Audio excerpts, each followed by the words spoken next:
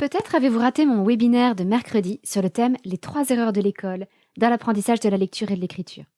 Durant ce webinaire, je vais vous parler des découvertes des neurosciences, de comment on pouvait les appliquer à la pédagogie de l'apprentissage de la lecture et de l'écriture, et pourquoi 3 pratiques extrêmement communes dans l'école, des pratiques même majoritaires dans l'école, étaient des erreurs pédagogiques. Si vous avez raté ce webinaire, pas d'inquiétude, l'enregistrement est maintenant disponible, vous pouvez trouver le lien dans les notes de cet épisode. Et j'en profite pour vous annoncer la réouverture de ma formation en ligne Langage Montessori 3-6 ans. Je dis 3-6 ans, mais en fait c'est une formation qui couvre l'apprentissage de la lecture, de l'écriture et les bases de la grammaire, c'est-à-dire tout le programme de français jusqu'au CE1 inclus. Donc n'hésitez pas à la rejoindre si vous êtes parent, enseignant, professionnel de l'éducation ou de la rééducation, que vous pratiquiez l'instruction en famille ou le co-schooling, cette formation est faite pour vous.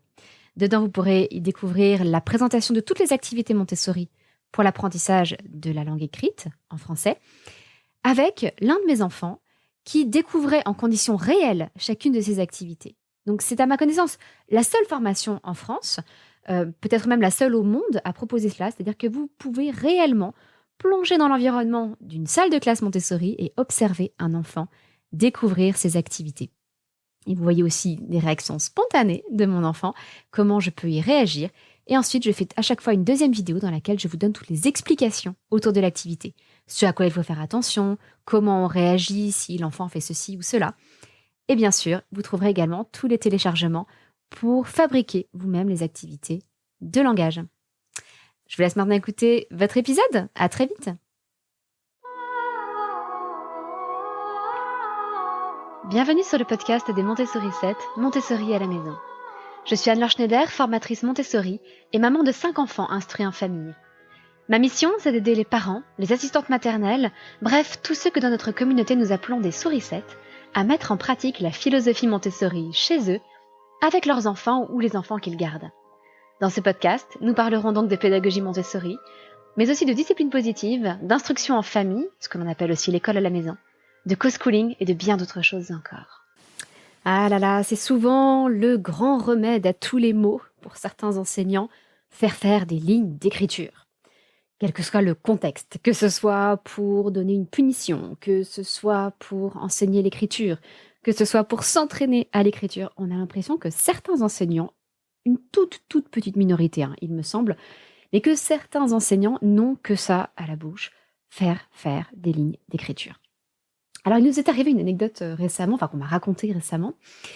Il y a une équipe de foot pas très loin de chez nous qui est menée par un professeur. Pas un professeur de sport, je ne donnerai pas plus de détails, mais un professeur d'une matière, disons, académique, pas du tout sportive, mais qui encadre à ses heures perdues un club de foot avec des ados. Et l'équipe a malheureusement perdu un match récemment, et l'entraîneur, qui est donc prof, a fait copier des lignes à toute l'équipe. Donc vous imaginez toute l'équipe qui s'est retrouvée à copier des lignes. Alors je me souviens plus de la phrase exacte, mais c'était quelque chose du genre je dois jouer collectif et donner mon maximum pendant les matchs. Je dois jouer collectif et donner mon maximum pendant les matchs. Je dois jouer collectif et donner mon maximum pendant les matchs. Et je me suis dit, mais quelle horreur! Parce que non seulement il est en train de les dégoûter du foot, mais en plus, il est en train de les dégoûter de l'écriture. Je pense qu'il y avait quand même beaucoup plus de choses à proposer à ces jeunes qui les auraient fait progresser, qui leur auraient fait peut-être prendre conscience de leurs lacunes. Peut-être qu'il aurait fallu leur faire travailler le jeu collectif, peut-être qu'il aurait fallu leur faire travailler des compétences techniques en foot. Mais faire une punition, et en plus faire une punition sous la forme de lignes à copier, j'ai trouvé ça totalement abrutissant. Bon. À mon sens, il existe 3 raisons de faire des lignes d'écriture aux enfants. Et donc, on va aborder ces 3 cas différents parce que mon avis est très différent suivant les circonstances des lignes d'écriture. Le premier cas, c'est lorsqu'on fait faire aux enfants des lignes d'écriture, des lignes de lettres pour s'entraîner, apprendre à les écrire.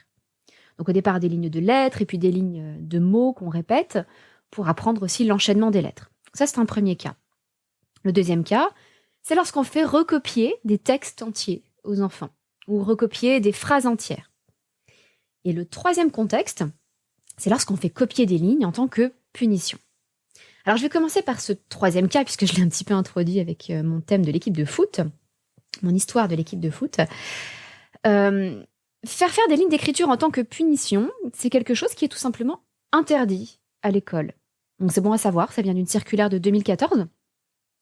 C'est absolument interdit, tout comme d'ailleurs le fait de donner un 0 pour un problème de comportement. Votre enfant à l'école n'est pas censé recevoir un 0 s'il s'est mal comporté. Il peut avoir d'autres conséquences au fait de s'être mal comporté.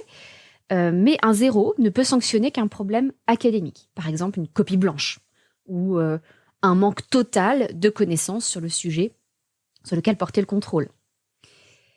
Mais on n'a pas le droit de donner des lignes comme une punition.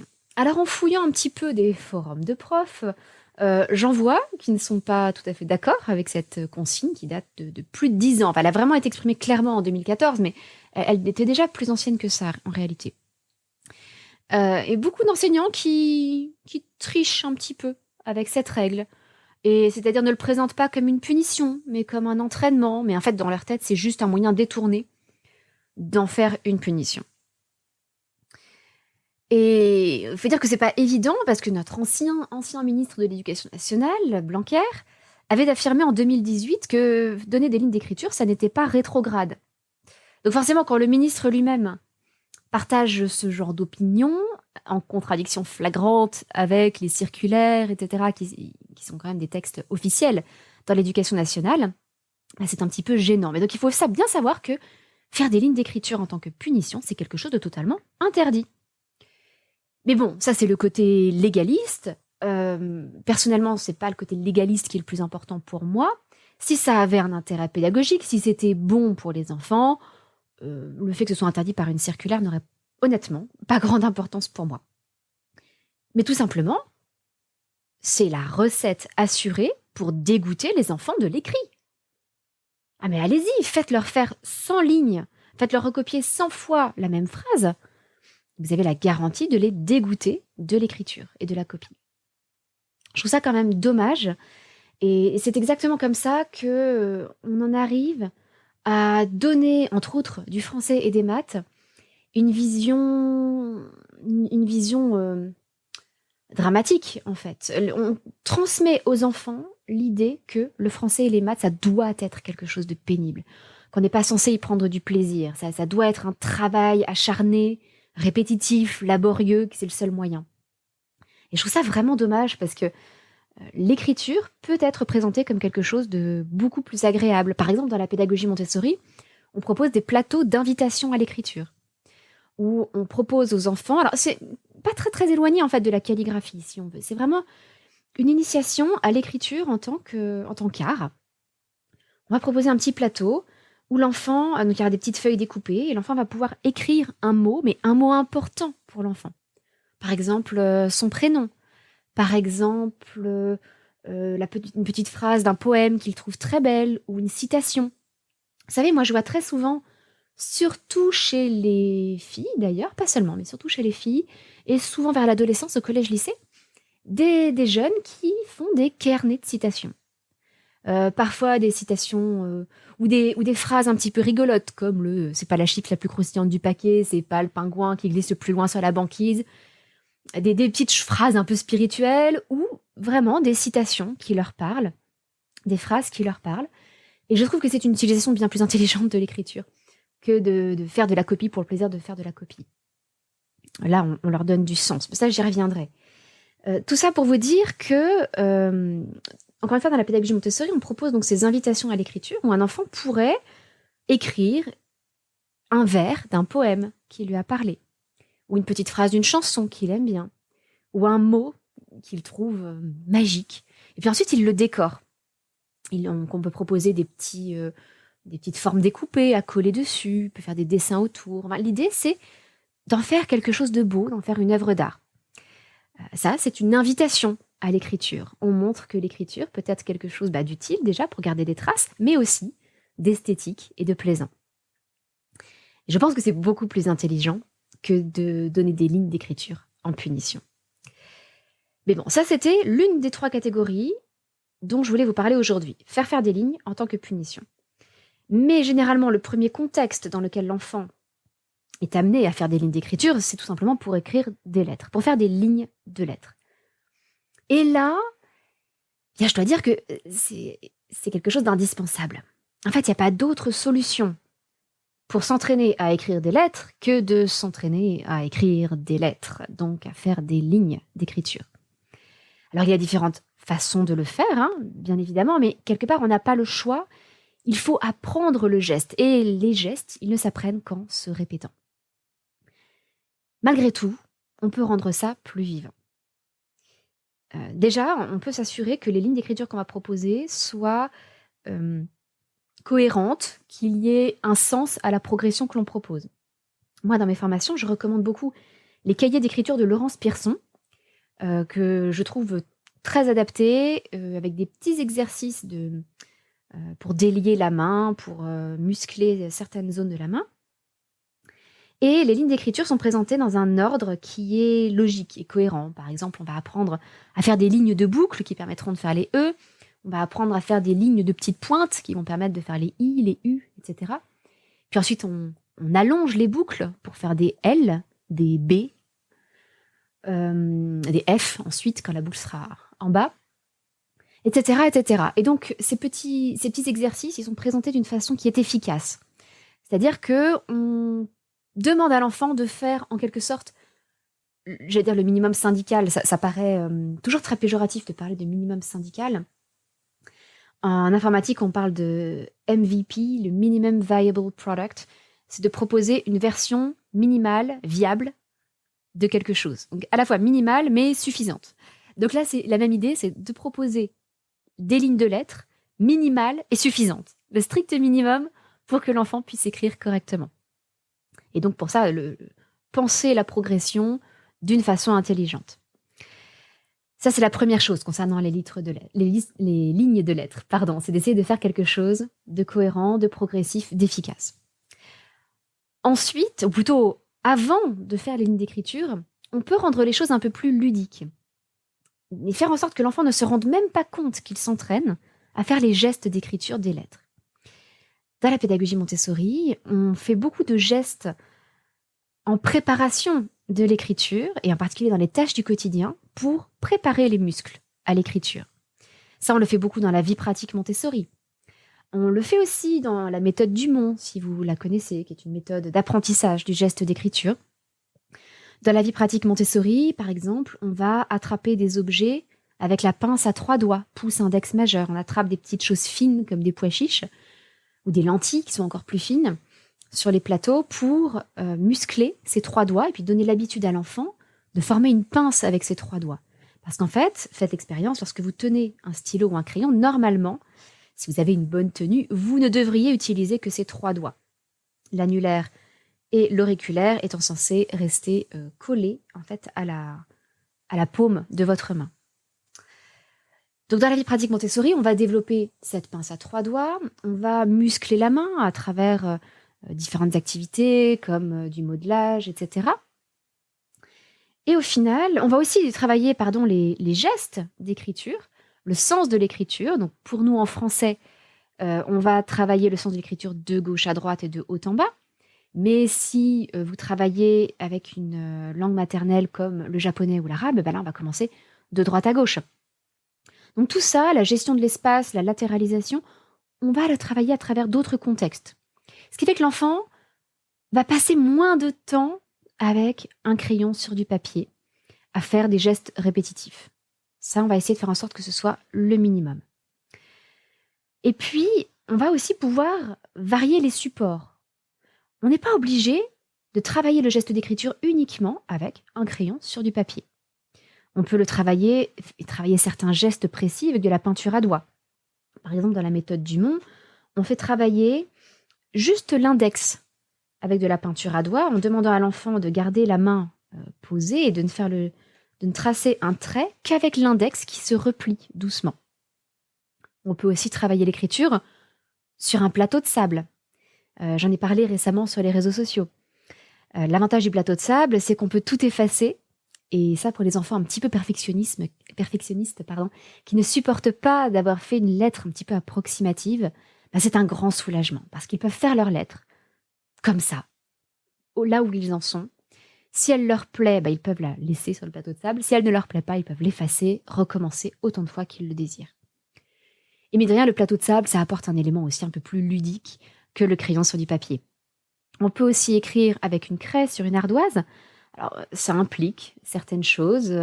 J'en parle dans ma formation langage aussi parce qu'il y a des petites subtilités pour ne pas adopter une mauvaise position. Même chose avec le plateau de sable. Je l'ai un petit peu adapté par rapport à ce qu'il était au départ dans la pédagogie Montessori parce qu'il risquait d'entraîner une mauvaise position. Donc moi, je ne le présente pas de la façon dont Maria Montessori le présentait. Parce que depuis, on a progressé aussi sur la pédagogie de l'apprentissage de l'écriture. Et donc, j'ai utilisé le fruit de ces décennies de recherche sur la pédagogie de l'écriture aussi pour, à mon humble avis, améliorer ces présentations comme le plateau de sable et l'ardoise.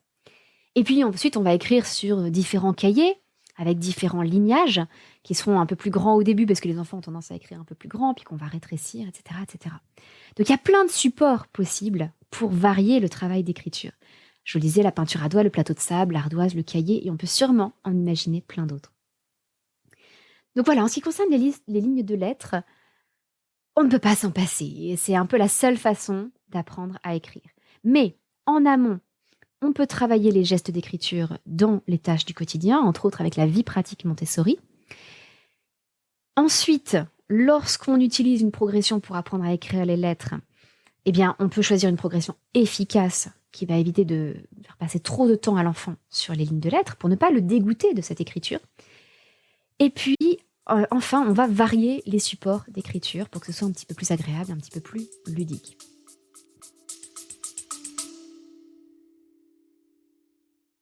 Je profite de cette petite pause pour vous reparler rapidement de ma formation en ligne Langage Montessori. Dans cette formation, vous allez trouver absolument toutes les activités Montessori pour l'apprentissage de la lecture, de l'écriture et de la grammaire. Elle va vous permettre de préparer votre enfant à cet apprentissage avec tous les prérequis, la préparation de la main, de l'oreille, c'est ce qu'on appelle la conscience phonologique, et l'enrichissement du vocabulaire. Vous allez voir aussi comment préparer l'écriture, les premiers gestes d'écriture, l'apprentissage du déchiffrage avec de bonnes méthodes conformes aux recommandations des neurosciences, une introduction à l'orthographe, aux règles d'accord, les bases de la grammaire, etc., etc. Avec cette formation, vous avez tout ce qu'il vous faut pour apprendre à votre enfant ou à vos élèves ou à vos petits patients, si vous êtes par exemple orthophoniste, leur apprendre donc à lire de façon fluide en comprenant tout ce qu'ils lisent, à écrire avec une bonne tenue du crayon, ce qui va leur permettre d'écrire correctement avec une vitesse satisfaisante sans se fatiguer et sans se faire mal. Et vous allez poser les bases de la grammaire qui leur permettront d'avoir une bonne orthographe plus tard. C'est vraiment la formation clé si vous voulez poser les bonnes bases du langage écrit pour les enfants. Alors n'hésitez pas à aller y jeter un petit coup d'œil, le lien est dans les notes de cet épisode.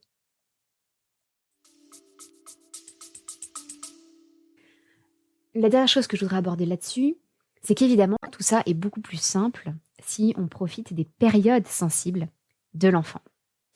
C'est-à-dire que si votre enfant a envie d'écrire, si cette envie est vraiment puissante, s'il est dans cette période sensible de l'apprentissage du langage écrit, il va avoir cette énergie et cette motivation pour faire quelque chose de pénible et de répétitif pendant un certain temps. Donc c'est pour ça que c'est important de sauter sur cette période sensible, parce que ça va éviter à l'enfant de saturer des lignes d'écriture. Et on le voit bien, quand on apprend à lire à un enfant et qu'on apprend à écrire à un enfant au moment de sa période sensible, les choses vont vite et bien. Quand on a passé cette période sensible et que malheureusement on arrive 1 ou 2 ans plus tard, comme c'est souvent le cas en CP, moins qu'avec la lecture, mais c'est quand même souvent le cas en CP, c'est-à-dire des enfants qui auraient eu envie vraiment d'écrire longuement, pas seulement quelques lettres, en grande section, en CP c'est trop tard et ils n'ont plus l'énergie et la motivation pour faire des lignes et des lignes de lettres et ça devient pénible et ça devient une punition quelque part. Donc c'est dommage. Moi j'encourage toujours vraiment à surfer sur l'enthousiasme des périodes sensibles. Ça vous change la vie et ça change la vie aussi de votre enfant pour qui le travail du coup est beaucoup moins pénible. Donc ça c'était le deuxième cas, à faire des lignes d'écriture pour apprendre à écrire les lettres. Et puis il y a donc ce troisième cas, de faire recopier des textes. Et là, ma position va être très nuancée. Alors, quel peut être l'intérêt de proposer à un enfant des textes à copier? Alors, je le vois, l'intérêt, il va être de s'entraîner à écrire, au geste d'écriture, sans nécessairement avoir à se concentrer sur ce qu'on veut dire, sur ce qu'on veut exprimer nous, ni sur l'orthographe. C'est vrai que lorsqu'on demande à un enfant d'écrire une rédaction, un texte d'imagination, on lui demande 3 choses à la fois, ce qui est quand même beaucoup. On lui demande déjà d'imaginer une histoire. On lui demande de créer quelque chose. Deuxièmement, on lui demande d'écrire graphiquement, de façon correcte, et on lui demande aussi d'écrire d'une façon orthographiquement correcte. On lui demande en même temps qu'il écrit, qu'il se demande où va aller son histoire, ce qu'il va raconter, on lui demande aussi de faire attention à l'orthographe des mots. Donc évidemment, c'est quelque chose de très complexe.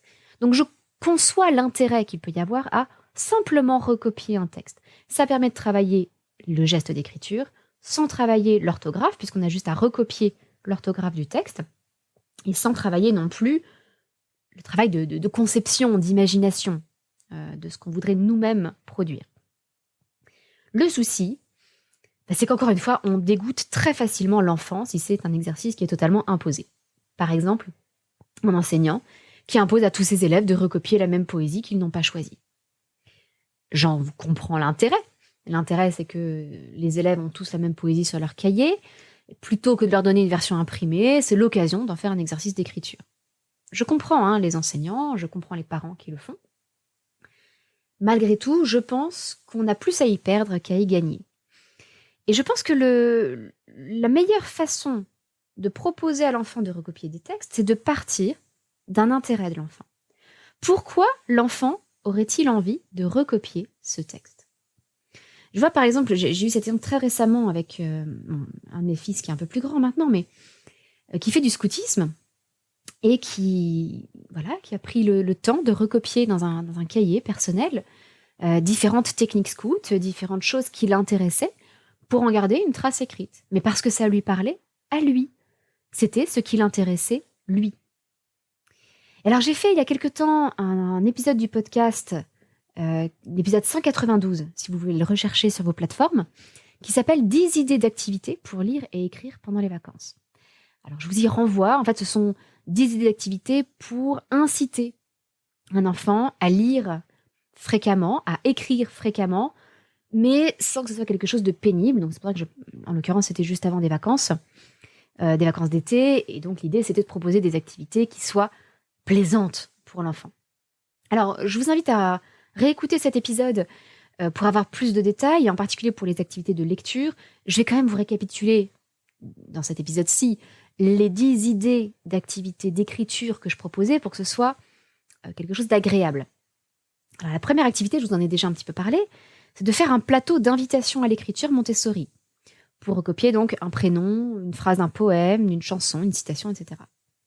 Deuxième idée, les listes. Écrire une liste de courses, une liste de souhaits de cadeaux avant Noël, une liste de choses qu'on aimerait faire peut-être là avant les vacances de la Toussaint, une liste de chansons qu'on aime bien, une playlist, etc., etc. Troisième idée, profiter des événements de famille pour écrire par exemple des marque-places ou préparer des invitations pour un anniversaire ou un autre événement. Traditionnellement, pendant les fêtes religieuses, comme les premières communions, etc., on offre des petits marque-pages sur lesquels l'enfant peut écrire la date de sa première communion et son prénom. Donc ça peut être un entraînement aussi. Quatrième idée, envoyer une carte postale. Là aussi, c'est un travail d'écriture. Alors, ce qui est possible, c'est que l'enfant peut dicter la carte postale à un adulte qui fait un modèle, et ensuite, l'enfant recopie le modèle sur la carte postale. Ça évite de travailler l'orthographe en même temps, parce que c'est vrai que c'est souvent quelque chose de compliqué. Cinquième idée, de fabriquer un petit livret d'images classifiées, où l'enfant, sur un thème qui le passionne, par exemple le Moyen-Âge ou les dinosaures, va chercher avec l'adulte des images qui correspondent, et ensuite va écrire à la main, sous les images, le nom de chacun de ces objets, de ces animaux, etc. Sixième idée, recopier une fable, un poème, une chanson ou une recette de cuisine, mais dans son carnet personnel, et que le poème, la fable, la chanson ou la recette ait été choisi par l'enfant. C'est comme ça qu'on a des enfants qui se font leur petit carnet de recettes de cuisine, surtout s'ils sont un peu gourmands, qu'ils aiment bien cuisiner, ou leur petit carnet de poèmes, etc. Une autre idée pour stimuler l'écriture, alors là, il ne s'agit pas vraiment de refaire de la copie, mais ce serait d'écrire avec une plume qu'on trempe dans de l'encre ou avec un beau stylo. Ça peut motiver aussi à écrire. Ça peut aussi être de faire des jeux du style petit bac ou cadavre exquis, où à chaque fois on a copié des mots, et là encore, ça encourage à écrire, mais tout en faisant un jeu. 9e idée, de rédiger des journaux. Ça peut être un journal intime, ça peut être un journal de gratitude, ça peut être un journal de voyage, ça peut être de rédiger sa propre biographie, un petit journal de famille avec les événements qui se passent dans la famille, de rédiger des scénarios de jeux de rôle ou des suites de livres, c'est ce qu'on appelle de la fanfiction. Voilà, de rédiger des petits journaux, des petits textes comme ça. Alors là, encore une fois, on n'est pas forcément dans de la copie, on n'est même pas dans de la copie, sauf peut-être pour un journal de voyage, mais ça incite aussi à l'écriture. Et puis la 10e idée, c'était de préparer un labbook. Donc vous voyez qu'il y a plein d'autres solutions pour encourager le travail d'écriture, plutôt que de proposer des textes à copier un petit peu bêtement. C'est vrai que nous avons beaucoup utilisé le fait d'envoyer des lettres à des amis, à de la famille, où nos enfants donc rédigeaient un brouillon que l'on corrigeait ensemble et ensuite ils recopiaient le texte de leur brouillon. Là aussi, c'est une possibilité. En tout cas, voilà, je vous encourage vraiment à aller écouter cet épisode 192 où je rentre un petit peu plus en détail dans les 10 possibilités, les 10 activités que vous pouvez proposer à votre enfant pour encourager l'écriture, sans lui proposer de textes à copier qui seraient choisis par vous, qui seraient imposés à l'enfant, et donc pour lesquels il n'aurait pas forcément d'intérêt. Donc voilà les 3 grandes catégories de cas où on peut imposer à un enfant de recopier, de faire de la copie. Le premier cas dont je vous ai parlé, c'est la copie en tant que punition. Et alors là, vraiment, je vous encourage à expulser cette technique de votre boîte à outils, parce que je pense qu'elle fait beaucoup plus de mal que de bien. Le deuxième cas, c'est lorsqu'il faut faire des lignes de lettres pour apprendre à écrire ces lettres. Et là, on ne peut pas s'en passer, c'est indispensable, mais on peut quand même faire en sorte que ce soit le minimum viable que l'on propose à l'enfant, en l'encourageant à travailler son geste d'écriture à travers des activités de vie pratiques ou autres, en variant les supports, et vraiment de proposer une progression qui soit aussi efficace que possible, comme les carnets que je vous recommande, les cahiers d'écriture de Laurence Pierson. Et puis, la 3e catégorie, ce sont les textes qu'on propose à copier. Et là, vraiment, même si vous êtes enseignant, vous pouvez très bien proposer aux enfants de recopier un poème que eux auront choisi et leur faire apprendre un poème que eux auront choisi. Je sais que ça demande plus de travail, mais c'est une vraie possibilité. Et ça évite de transformer la copie, là encore, en punition et de les dégoûter de l'écriture.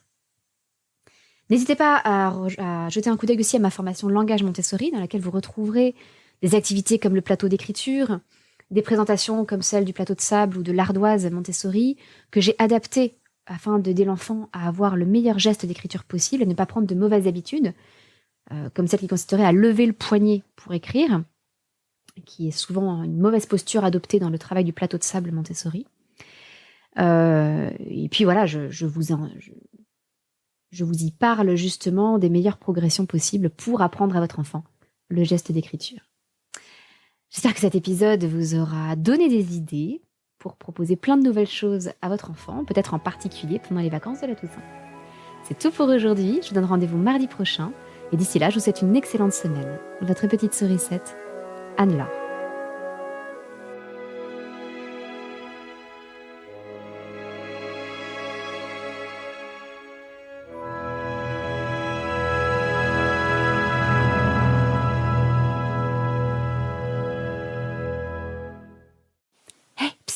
Si vous êtes intéressé par ma formation Langage Montessori, cette formation en ligne dédiée aux enfants entre 3 et 6 ans, ou jusqu'au CE1 inclus si votre enfant ne maîtrise pas encore complètement la lecture, l'écriture et les bases de la grammaire, eh bien, n'hésitez pas à aller y jeter un œil, le lien est dans les notes de cet épisode, et je vous rappelle simplement que vous n'avez que jusqu'au vendredi 18 octobre à minuit pour vous y inscrire. Après cela, je referme les inscriptions. Je vous dis à très bientôt.